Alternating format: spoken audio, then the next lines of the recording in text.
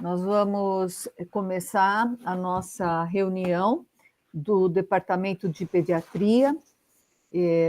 Hoje eu estou substituindo a doutora Maria Ângela, que está numa banca de tese, e eu vou ter o prazer, né, de apresentar para vocês a doutora Maíra Todeschini de Assunção, que é pediatra, gastropediatra, fez residência de gastropediatria aqui conosco e é mestre em saúde da criança e do adolescente pela FCM Unicamp.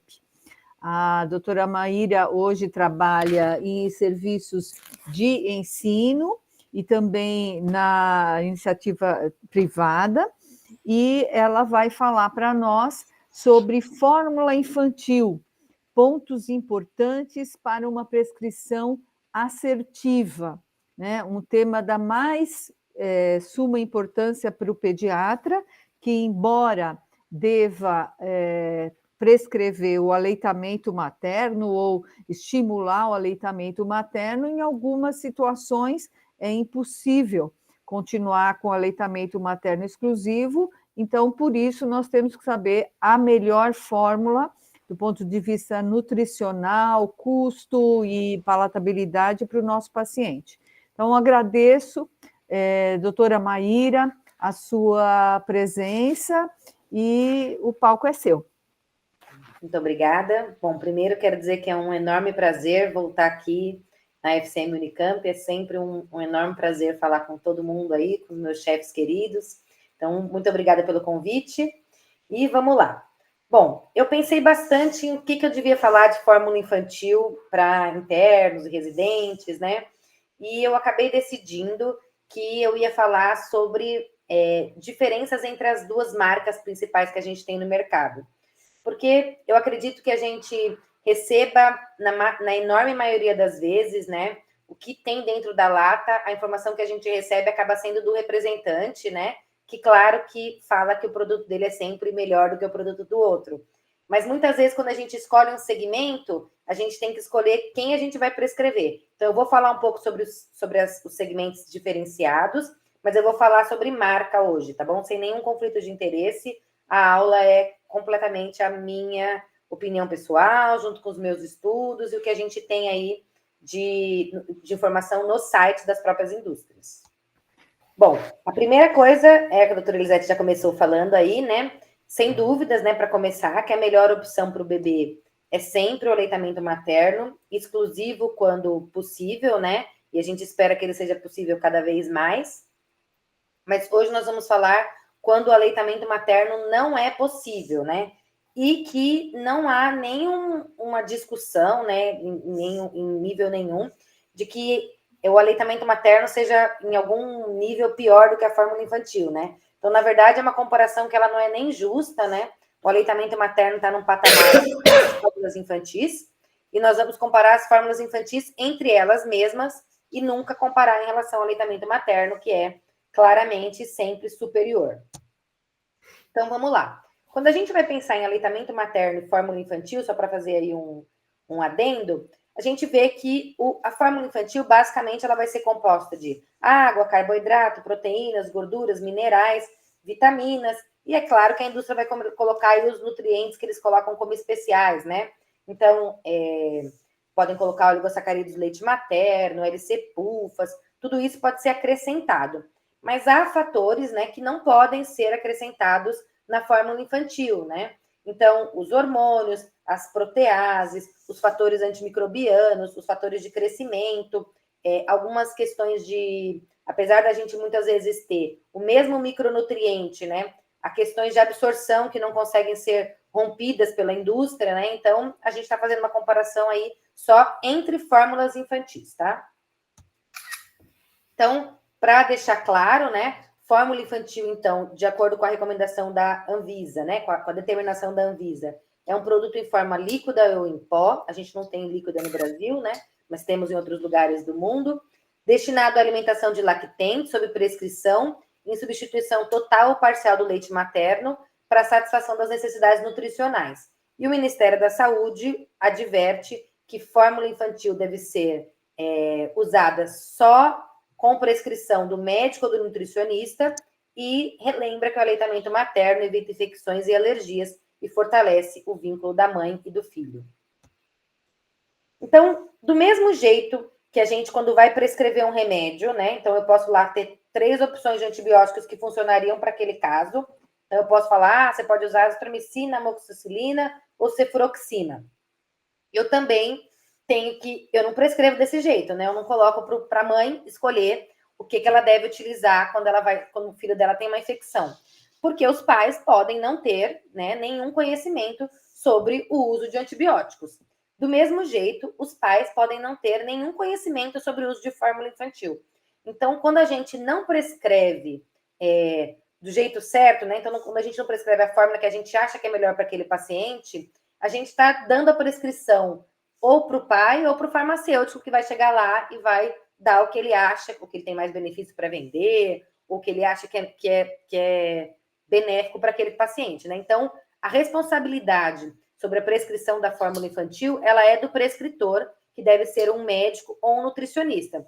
Então, fórmulas, elas não são de uso ao prazer, a escolha dos pais, né? Nós devemos, de acordo com os nossos conhecimentos, né? E muitas vezes até discutindo com os pais em relação a sintomas, valores, mas a responsabilidade da prescrição, ela é sempre do prescritor, e na fórmula infantil isso não é diferente.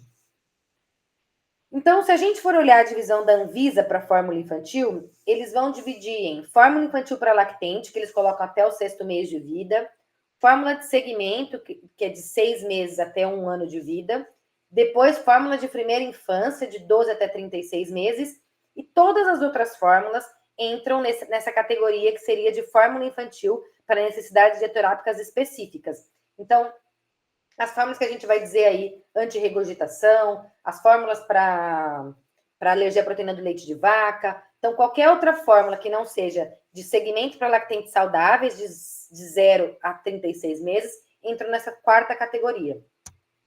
Mas eu não vou usar essa divisão que a Anvisa faz, porque senão fica uma bagunça, né? Eu vou usar a divisão, na verdade, de mercado das fórmulas infantis, tá? Então, primeiro a gente tem as fórmulas de partida, né? As fórmulas de partida atualmente disponíveis no mercado são essas daqui, tá? Eu coloquei aqui nessa aula só fórmulas de leite de vaca. A única coisa que eu vou comentar no final é sobre a fórmula de arroz Nova Mil Rice, tá? Mas tem, por exemplo, fórmula de partida que é o cabrita, mas como tem uma prescrição muito, muito pequena, né, e restrita, eu coloquei aqui só leite de vaca, tá? Então, as fórmulas de partida vão ser as fórmulas de 1 ou 2, né, que eles chamam de fórmula de partida 2, que é o carro-chefe da indústria, né? Ela, teoricamente, seria a fórmula menos distante do leite materno, porque é a fórmula que a indústria tenta fazer com que fique mais próxima do leite materno. Ela, no geral, é sempre a primeira a ter os nutrientes especiais, porque é a mais vendida, né? E ela é destinada a lactentes saudáveis, sem qualquer patologia. Então, agora, nesse momento no mercado, né, nós temos 6 opções de fórmula infantil, que seria 3 da Danone e 3 da Nestlé. A gente, hoje em dia no Brasil, né, falamos só de Danone e Nestlé, né, a Mead Johnson saiu do Brasil, a Abbott saiu do Brasil, então o que a gente tem para falar hoje de fórmula infantil é Nestlé e Danone. Então, eu coloquei aqui primeiro as fórmulas que são mais caras de indústria, que seria, teoricamente, as fórmulas que eles chamam de super premium, né? Então, eu vou ter aqui o Aptamil Pro Futura Gold e o Nan Supreme. O que eu tenho de diferente entre esses dois, né? Então, as duas são fórmulas que têm preços parecidos, né? O Aptamil Pro Futura é um pouco mais caro, mas nada muito diferente. Então, o que eu vou ter? Bom, no Aptamil Pro Futura, né, que é esse aqui, eu vou ter a proteína intacta, né? Então, eu não tenho alteração do tamanho da proteína no Aptamil, a proteína intacta. Já no Nan Supreme, eu vou ter uma proteína parcialmente hidrolisada. Uma outra coisa que a gente tem que notar, né, é que a proteína, ela pode ser dividida em 2, ela vem, na verdade, de 2 subprodutos do leite, né, que é o soro do leite ou a caseína. Então, nesse caso aqui, eu tenho 60% de soro de leite e 40% de caseína. Na fórmula parcialmente hidrolisada, eu tenho 100% de soro de leite. E o que vai ser, para que a gente vai ter essa divisão, né, de soro de leite ou de caseína? como é que é no leite materno. Então, o leite materno também tem 60% de proteína de soro e 40% de caseína, igual a fórmula da Danone, mas isso não significa que elas sejam iguais. Primeiro porque a proteína do soro, que a gente fala na fórmula infantil, ela é do soro do leite da vaca, e a proteína do soro que a gente fala do leite materno é a proteína do soro do leite humano. E outra é porque o leite materno, quando você libera as proteínas, você libera também as proteases, né? Então, você tem uma facilidade dessa digestibilidade, né? Então, você facilita a digestibilidade da fórmula infantil quando você libera proteases que ajudam a digerir essas proteínas. E, obviamente, a fórmula infantil, ela não tem proteases, né? E em relação a soro de leite e caseína, você vai ter uma diferença tanto na digestibilidade, né? A gente sabe que a caseína, ela é uma proteína mais difícil de ser digerida, quanto a outros fatores em relação a tipos de gordura e de outros micronutrientes relacionados ao soro de leite e a caseína. Para a indústria, o soro de leite ele é mais caro e mais nobre, vamos dizer assim, né? Então, vocês vão ver que as fórmulas mais baratas vão ter mais caseína e menos soro de leite. E a outra coisa que a gente... Então, isso quando a gente está falando em relação à proteína, né? A outra coisa que a gente fala é qual é o açúcar que tem no leite, né? Então, o leite materno vai ter lactose, mas também vai ter outros tipos de açúcares, né? Então, outros tipos de carboidratos. E as fórmulas infantis, basicamente, vão ter lactose e maltodextrina. Em algumas tem xarope de milho, mas, no geral, é mais lactose e maltodextrina. Então, existe uma regra, né, que é o Codex, que coloca lá quanto que a gente tem que ter de perfil de proteína, carboidrato. E a indústria, então, coloca nas duas fórmulas premium deles 100% lactose, né? O leite materno não é 100% lactose, mas eles dois colocam aqui 100% lactose. Aí, a gente vem com os nutrientes especiais, né? Então, por exemplo, a recomendação, né, formal aí da ESPGA é que as fórmulas tenham DHA e ARA numa quantidade aí de 1 até no máximo 1,5, e a gente deve ter no mínimo 0,3 ou 0,4, depende de onde você lê, por cento de DHA e ARA, né? De DHA, desculpa, não tem mínimo de ARA. Então, o Aptamil aqui tem 0,3 e ele tem numa membrana de fosfolípide, que é uma forma diferente que, segundo a Danone, melhora a absorção. Já o Nansupreme tem 0,23, tá bom? E aí a gente tem também os oligosacarídeos do leite materno, que são produtos que não são digeríveis. Então, apesar deles serem oligosacarídeos, o objetivo dele quando a gente consome no leite materno, e ele é bem presente no leite materno, né? É o terceiro produto em massa aí do leite materno. O certo é que ele chegue lá no cólon, né? Então, que ele não seja digerido, uma porcentagem muito pequena dele é digerido, e que ele chegue lá no colo para ter outras funções, né? Então, quais vão ser as funções dos oligosacarídeos do leite materno se a função não é absorção, se não é usar ele como um oligosacarídeo, né?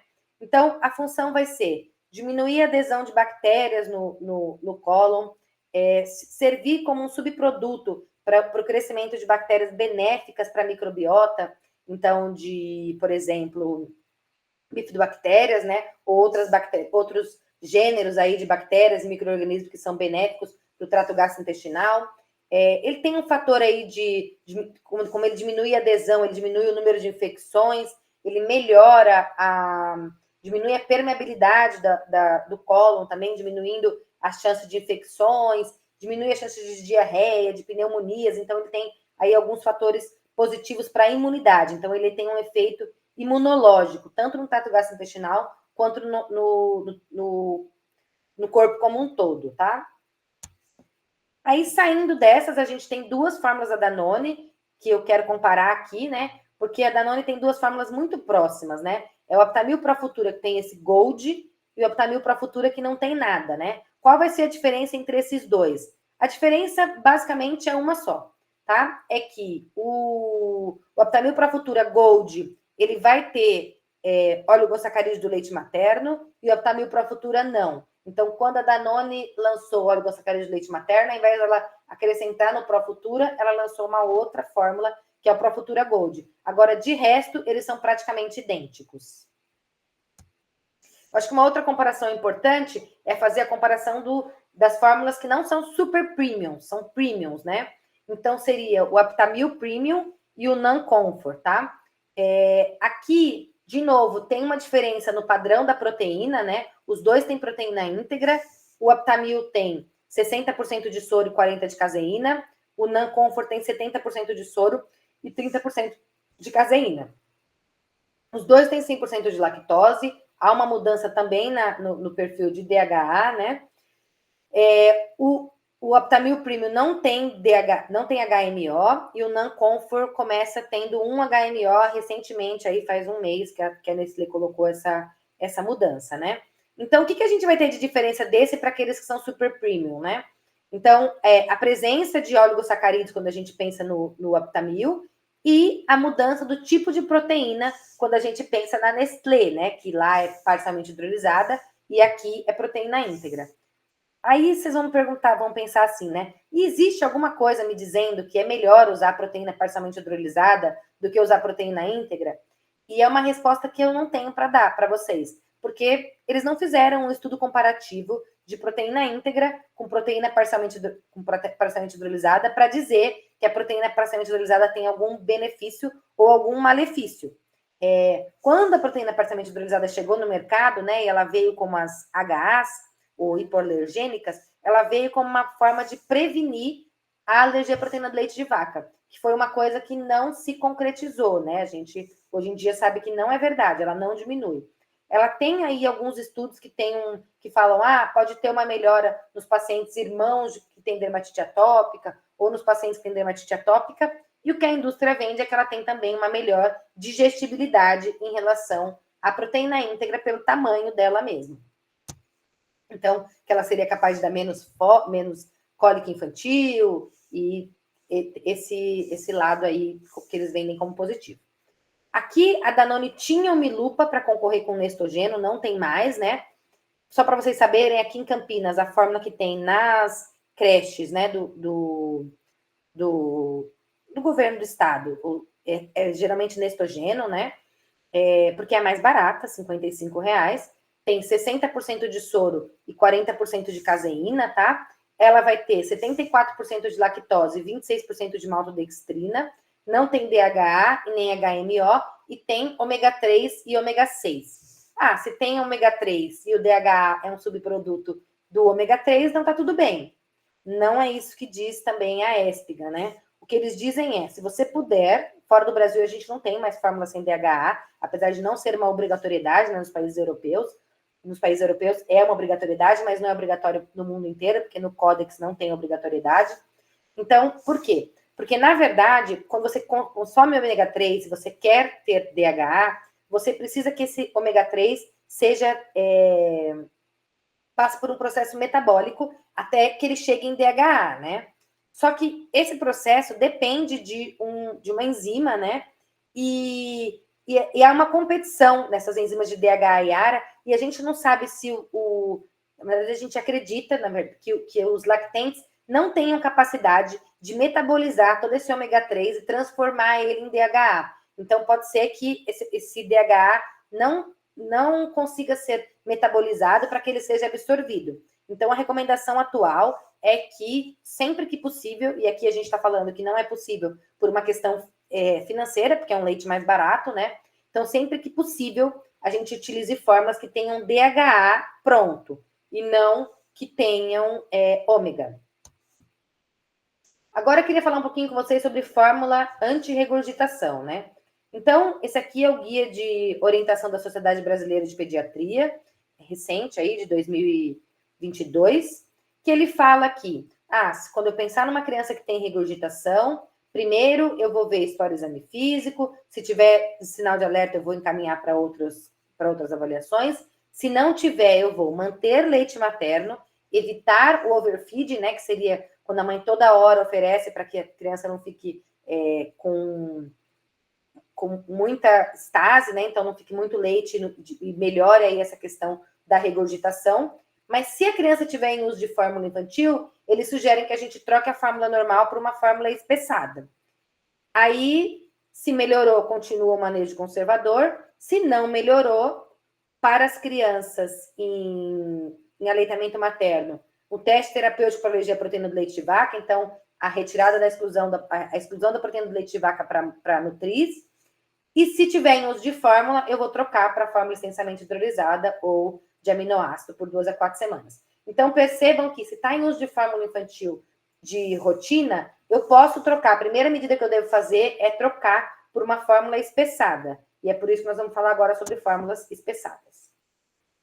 Então, fórmulas espessadas a gente tem 3, né? A gente tem o Nestogeno e o NAN espessar e o Aptamil RR, que é regurgitação e refluxo. Lembrando que essa não é uma recomendação, não é uma verdade, né? O que a gente sabe é que as fórmulas anti-regurgitação, elas diminuem a regurgitação e não o refluxo. E qual é a diferença disso? Regurgitação é o que chega na boca da criança. Agora, ninguém provou que ela diminui o conteúdo que sai do estômago e chega no esôfago, que é o que a gente vai chamar de refluxo.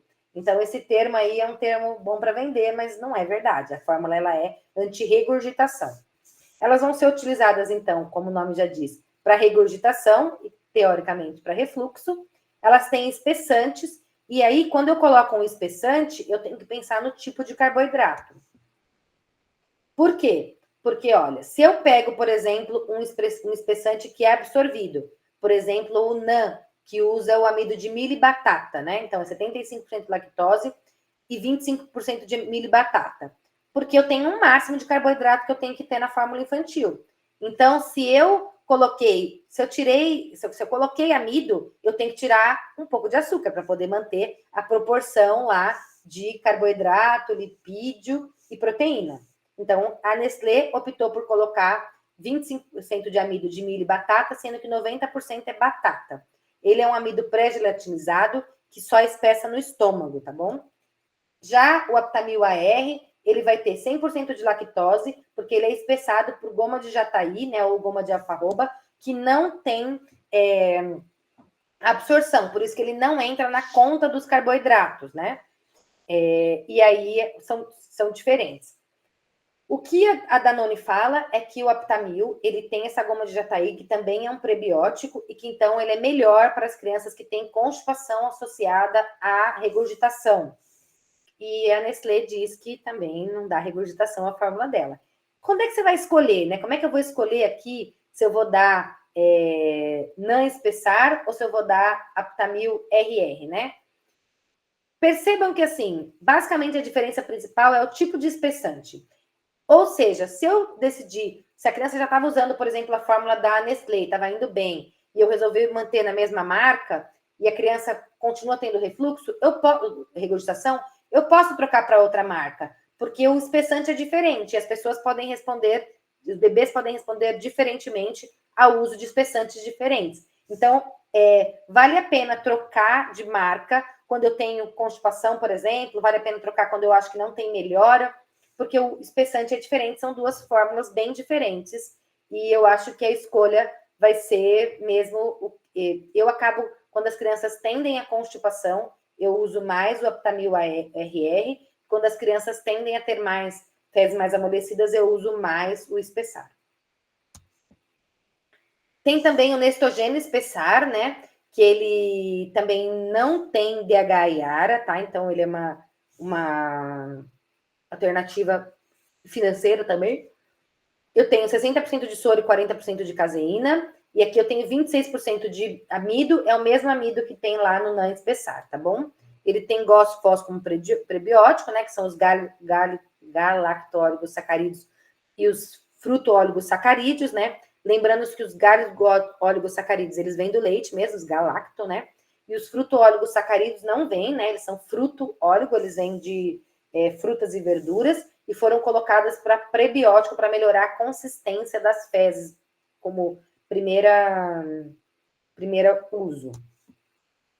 Aí depois eu vou ter uma outra fórmula, que é a fórmula para distúrbios gastrointestinais, que é a aposta da indústria para distúrbios gastrointestinais mistos, ou seja, para crianças que tenham cólica, constipação e refluxo, ou os 3, ou 2, pelo menos 2, né? Então, eles têm uma combinação de espessante probiótico e uma mudança no perfil de proteína e na porcentagem de lactose. Então, por exemplo, se você for olhar aqui o Aptamil Sensitive e o NAN Sensitive, você vai ver que os dois têm proteína parcialmente hidrolisada, e aí aqui seria para melhorar a digestibilidade e melhorar a cólica infantil. Os dois têm uma redução no perfil de lactose, uma redução bem grande no Aptamil, né, que tem só 40% de lactose. O NAN tem uma redução menor, tem 75% de lactose. Os dois vão ter DHA e ARA.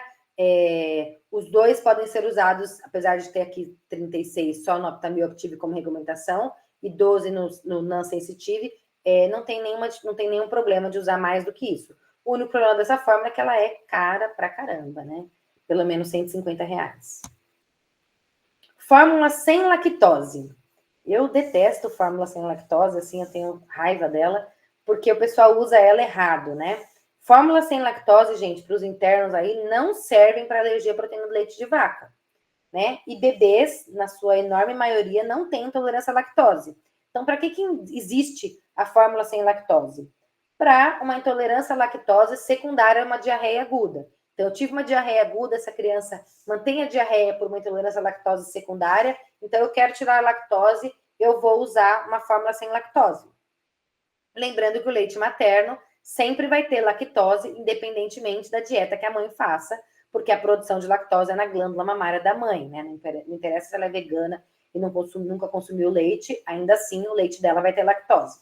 Então, essas fórmulas, elas são isentas de lactose e devem ser utilizadas nesse caso específico. Elas têm lata só de 400 gramas, tá? As duas têm DHA e ARA. O Aptamil é 100% caseína e 100% maltodextrina. Já o NAN é 60% soro e 40% caseína.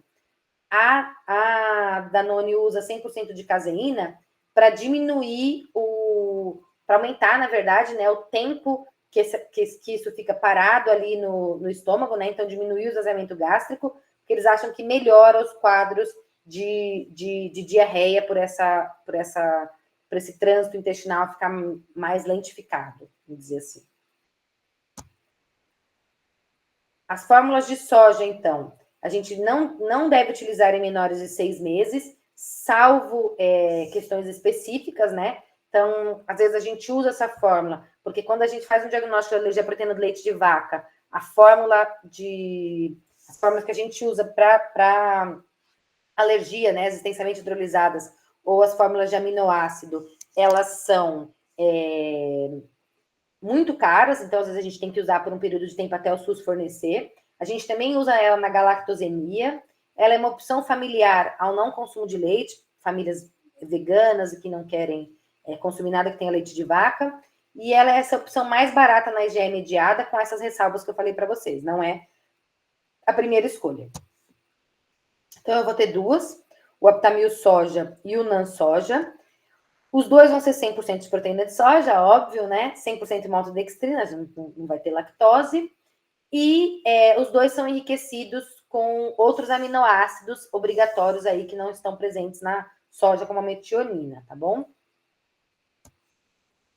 Aí a gente vai ter as fórmulas que a gente tinha antes, na verdade eu coloquei aqui só para vocês saberem que elas existem, que é as fórmulas parcialmente hidrolisadas, tinha o Aptamil HA e o NAN HA, as duas saíram do mercado, não temos mais. Tem aí um pouco ainda nas farmácias, mas não é para ter mais, tá?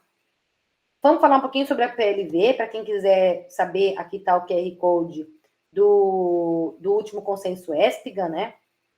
Então, um pouquinho sobre a PLV, né? Quando eu suspeito de uma alergia à proteína do leite de vaca, se tiver em aleitamento materno, eu vou manter o aleitamento materno e fazer dieta. Agora, eu vou falar para vocês quando não está em aleitamento materno, tá bom? Então, quando eu não tenho anafilaxia, a primeira opção é utilizar uma fórmula extensamente hidrolisada por 2 a 4 semanas. Quando eu tenho anafilaxia, eu posso utilizar direto a fórmula de aminoácidos livres. E aqui, pela primeira vez, né, no ESPGAN do ano passado, eles colocaram aqui para a gente RHF, né, que seria a fórmula rice, né, fórmula de arroz. Então, é a primeira vez que eles colocam aqui a fórmula de arroz, e eles falam que depende da aceitabilidade, da tolerância. Então, existe essa possibilidade. E também existe a questão do preço, especialmente nos lugares onde não tem fornecimento dessas fórmulas. Em outros países do mundo, a fórmula de arroz é um pouco mais barata, né? E aí, a nossa aula hoje não é sobre a alergia à proteína do leite de vaca, mas só para mostrar para vocês que a primeira opção são as fórmulas extensamente hidrolisadas, mas que também tem papel as fórmulas de aminoácido livre e as fórmulas de arroz. Então, lembrando aqui do tamanho da proteína, né, já que a gente vai falar de fórmulas que foram hidrolisadas, eu tenho a fórmula de rotina com proteínas intactas, então que eu tenho as proteínas maiores e de tamanho aí bem maior do que as parcialmente hidrolisadas, que eu vou ter menor do que 5.000 Daltons, essa daqui mais de 14.000, né? As extensamente hidrolisadas, que 99% tem que ser menor do que 3.000 Daltons, e as fórmulas de aminoácido têm 100% de aminoácido. Então, só para a gente saber as diferenças, né? Das extensamente hidrolisadas, a gente tem dois grupos. As extensamente hidrolisadas com lactose, que vão, teoricamente, ter 90% de aceitação na PLV e mantém os benefícios que a gente já sabe da lactose, né? O efeito dela melhorar também o crescimento de bifidobactérias, melhorar a termorregulação, então tem vários benefícios da lactose, melhorar a consistência das fezes, que a gente tem o Aptamil Pept, e a gente tinha o Nautera, que não tem mais no mercado, tá? Então, ele tem DHA e ARA, tem 60% abaixo de 10.000 Daltons, tem um valor alto, mas das fórmulas para PLV é o menos alto, tá? E é uma fórmula, então, extensamente hidrolisada, com lactose, pode ser utilizada na alergia à proteína do leite de vaca, especialmente enquanto a gente espera conseguir o que a gente vai conseguir no SUS, que é a próxima que nós vamos falar, que é o Pregomin, né? Então, as fórmulas sem lactose são disponíveis no SUS. A gente tem o Pregomin, que é o disponível no SUS, e o Alfarré, não disponível no SUS, tá? Quais vão ser as diferenças entre elas? O Alfarré voltou agora no mercado, né? Agora no comecinho de 2024, ele tinha sumido, a Nestlé tinha tirado ele. Então, os dois são fórmulas 100% parcialmente hidrolisadas, tá? O Pregomin Pept tem 100% de xarope de glicose, o Alfarré tem 89% de maltodextrina e 12% de amido de batata. Diz a indústria que essa porcentagem de amido de batata melhora, deixa ele menos fluido e melhora o sabor também, né? Não sei se é verdade, não experimentei essa fórmula, tem que fazer um teste cego.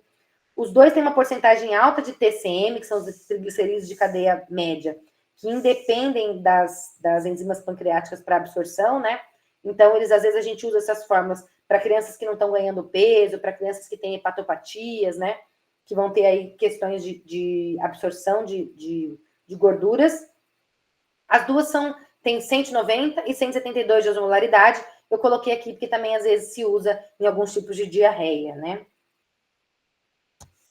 Depois disso, a gente vem para uma fórmula nova, que é o Pregomin Plus, que tem todas as fórmulas que eu falei até agora, né? Tem entre 0,65 e 0,7 calorias por ml. O Pregomin Plus vem com 1 caloria por ml. Ele é 100% proteína parcialmente hidrolisada do soro de leite, 85% de xarope de glicose, 15% de malto, tem 40% de TCM, DHA e ARA.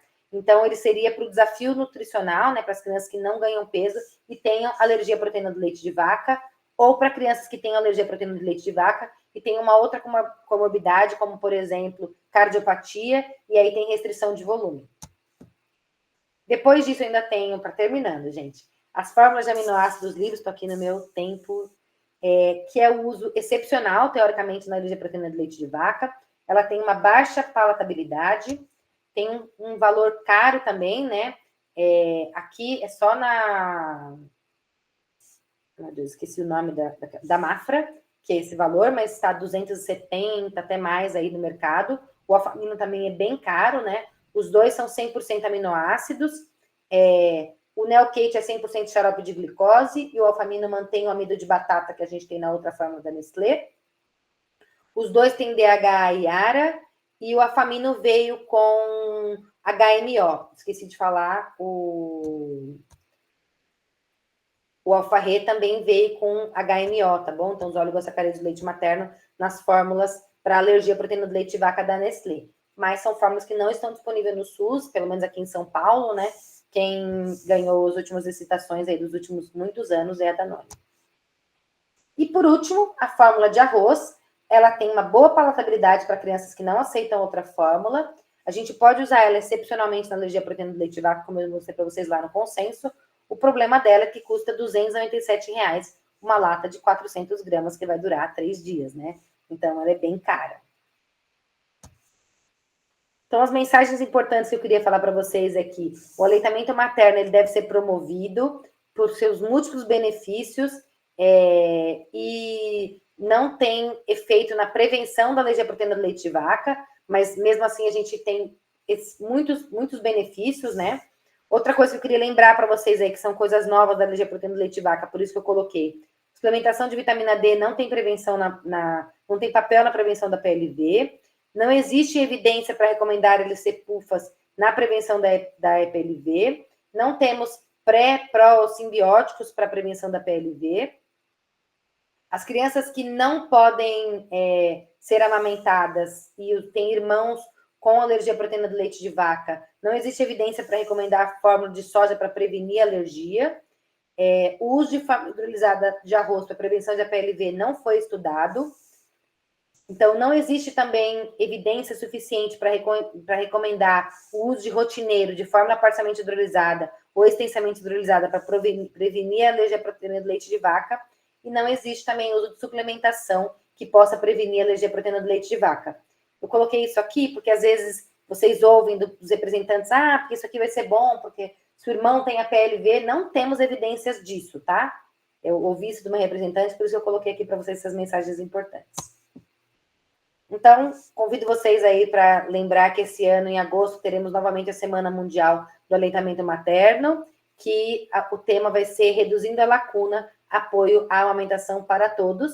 Fica aqui os meus contatos. E era isso que eu queria falar com vocês hoje. Espero que vocês tenham tido aí um panorama geral das fórmulas infantis. Obrigado, Maíra.